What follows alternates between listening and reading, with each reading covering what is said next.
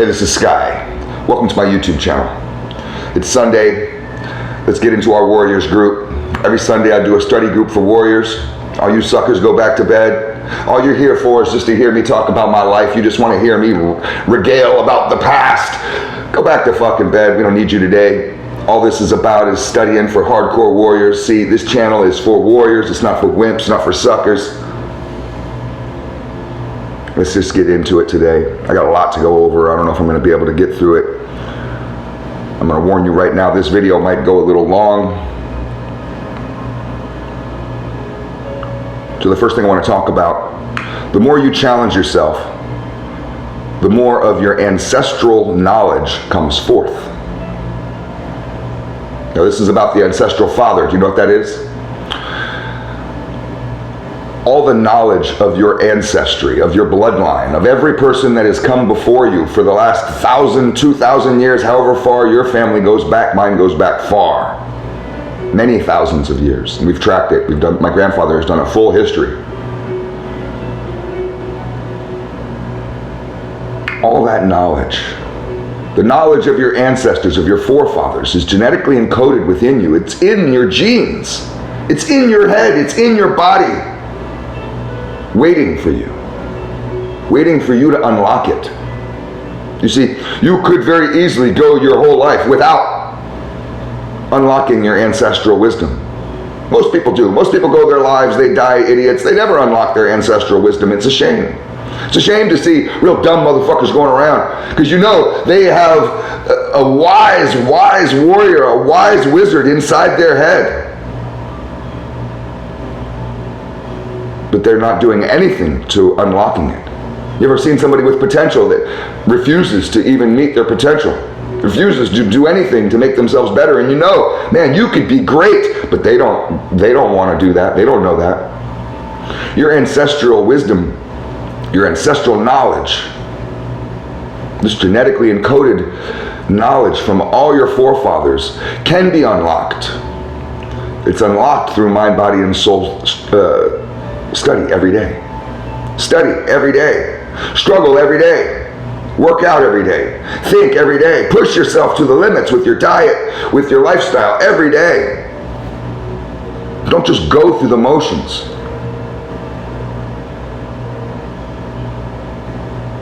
You find your ancestral wisdom in that challenge. And when you gain that wisdom, see, that's when you turn into what we call the ancestral father. You're the father of all the knowledge that's come before you, of all the people that have come before you, all the men that have come before you, all the warriors that have come before you. You're the father of them all. You can be, at least. Let's go to the next one. You'll see a theme in these next couple. Being alone is no punishment to me. Not anymore. Being alone is no punishment to me. It may be a punishment for you. Lock you in prison. Put you in solitary confinement. Oh, that's torture. A lot of motherfuckers can't handle it. Most people can't handle it. It's funny because out in California, a lot of motherfuckers in the prison system talk this bullshit about Pelican Bay. Pelican Bay, for you people that are not from California, that's our Alcatraz, at least it used to be. It's one of the most max security joints in the state. All the gang leaders and whatever, you know, they end up there. You don't just get sentenced to Pelican Bay. You go to Pelican Bay after you've been in the system for a while. And a lot of motherfuckers are all about Pelican Bay. Talking this shit about Pelican fucking Bay until it's time to be in Pelican Bay, because it's lockdown. Are you ready for that type of solitary? Most people aren't. Most people go crazy. Aloneness is not a punishment to me because I've embraced being alone. When you're alone, typically people get in this weird mindset because they think too much. That's what a lot of people say. When I ask people, why don't you like being alone? They say, well, because I think too much. All my thoughts come in and it tortures me. And I mean, I get it. But as long as you run from what tortures you, it's going to follow you and torture you. This is like with your bullies. You have to stand up to your bullies. You have to stand up to those demons in your head. You have to turn and face them. You have to go into those dark areas that you refuse to go into.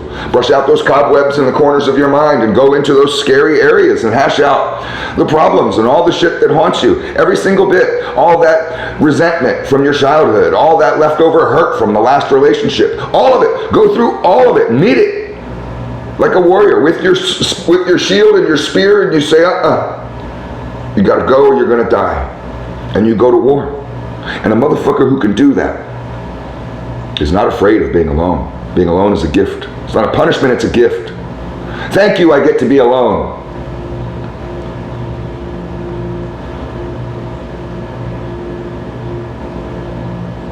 If you don't perfect aloneness, this is the next one. If you don't perfect aloneness, the art of being alone, then marriage is not the antidote. Let me read that again. If you don't perfect aloneness, marriage is not the antidote. So a lot of people are searching for a significant other in order to cure their loneliness. I'm going to be lonely until I find a girlfriend or a wife. You're going to be lonely for the rest of your life.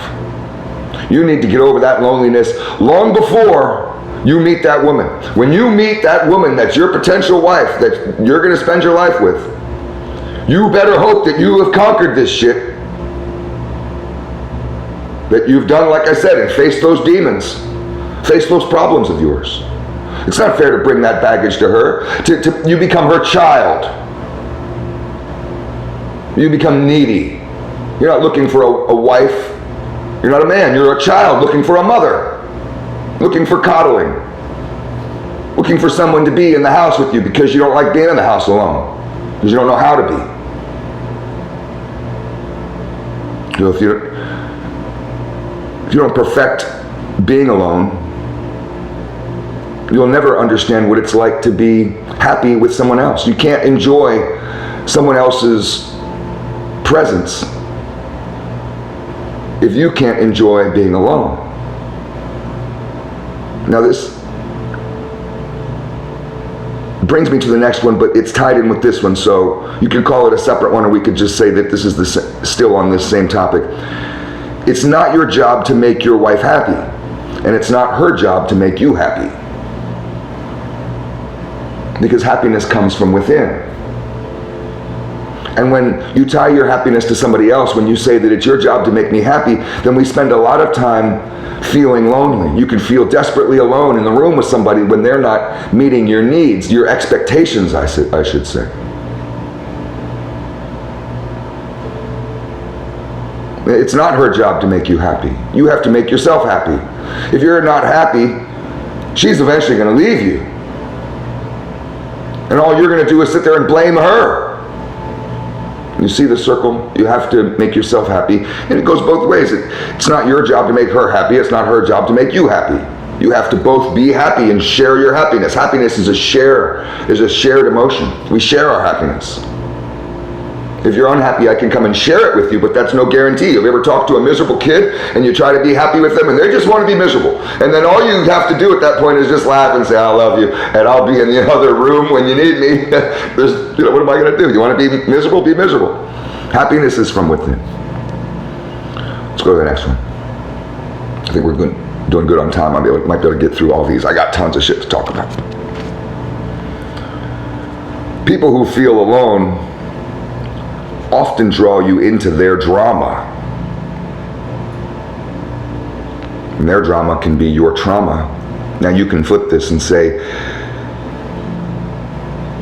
put it on yourself. So people who feel alone often draw you into their drama. Well, if you are a lonely person, you may be drawing other people into your drama. You may be creating drama unnecessarily all the time. I know lots of people who do this. They don't want to admit it. But you create your drama for yourself. And it's tied to this sensation of loneliness, this depression and hurt and misery that you're feeling. And you're creating drama in your life because of this depression. It's a form of self-destruction, self-sabotage. Other people's drama is often our trauma. My father's drama was my trauma. I had to go to a fucking therapist and deal with that shit. So you have a duty to attack your loneliness and to be comfortable with it, to be comfortable in your aloneness, to get rid of loneliness and to embrace aloneness, so that you can be a good father, a good friend. Let's go to the next one. I know you guys have said this, I've said it before to myself probably 10,000 times. Gotta stop saying it. I thought I would be there by now. You ever said that? I thought I would be there by now. You see, some people, they're so focused on their goal and not on the path. And a biker knows, you bikers out there, you know, you're with me on this. It's not about the destination, it's about the journey. Sure, we might go ride up to the restaurant next to the Harley dealership up there, but we'll get there later. Don't even worry about that now. We're going to spend all day riding around. It's about the journey. Many times when I go riding, I don't even have a destination. I have a loose idea in my head, but that could change. Because I don't give a fuck really about the goal, about the destination. I don't really care. All I care is about those yellow lines on the road. You know, all I care about is what's in front of me. When you ride, you want to look out in front of you enough to where you're not just staring at your front wheel. So you don't want to be staring at your toenails when you're walking this path of life. Else you might stumble upon an obstacle. Just like with your bike. You need to be able to be looking a little bit out in front of you. But you don't want to be looking so far in front of you to where you miss someone coming in your lane or you miss something. You know, you want to be able to have a good outlook. And when I say I thought I would be there by now, it's just a curse that I put on myself. This makes me sad, makes me feel like I'm worthless, like everything I've done isn't really worth anything. What's it all for? I should have been there by now. What's the fucking point? It's not about the destination. It's about the journey. It's about that daily grind. Let's go to the next one. You're getting stronger when the songs that used to hit you no longer hurt. Right? There's songs that used to tear me up. I just ran across one of them last night as I was trolling through YouTube, listening to some music, reminiscing about some good old songs, and I came across this one song that used to torture me. Oh God, every time I would hear this song, especially a certain couple lines that the guy sings in the middle, send me to tears. Just bring all kinds of shit flooding back. I start thinking about Santa Barbara and it's one of the worst times of my life when I lived in Santa Barbara. 1989, 1990. Terrible time of my life. And I knew I could feel it coming and I was just like, don't cry, don't cry, don't cry. And I didn't. The lyrics in the song didn't hit me like they used to. That song doesn't fuck me up. It used to be I couldn't even be in a room with people when that song would come on. It doesn't do anything to me anymore. Nothing. I don't even really care about that song anymore. It used to be one of my favorite tunes. That's how you know you're getting stronger. Let's get this next one, bang it out, get it out of the way. This is the last one. You can see the weakness of a man in his eyes. I don't really care about your mean mug. A lot of people walk around mad dogging motherfuckers, trying to act mean. A lot of bikers do this. A lot of you bikers out there think you're real tough, don't you? That's part of your little identity, isn't it? It's so funny to me. These mean old men. You guys make me laugh. The meaner the motherfucker, the weaker the motherfucker. You know that's a lesson. That should be in the Bible. The meaner the motherfucker, the weaker the motherfucker. It's a damn truth. You guys don't like it. Some of you motherfuckers are already pissed.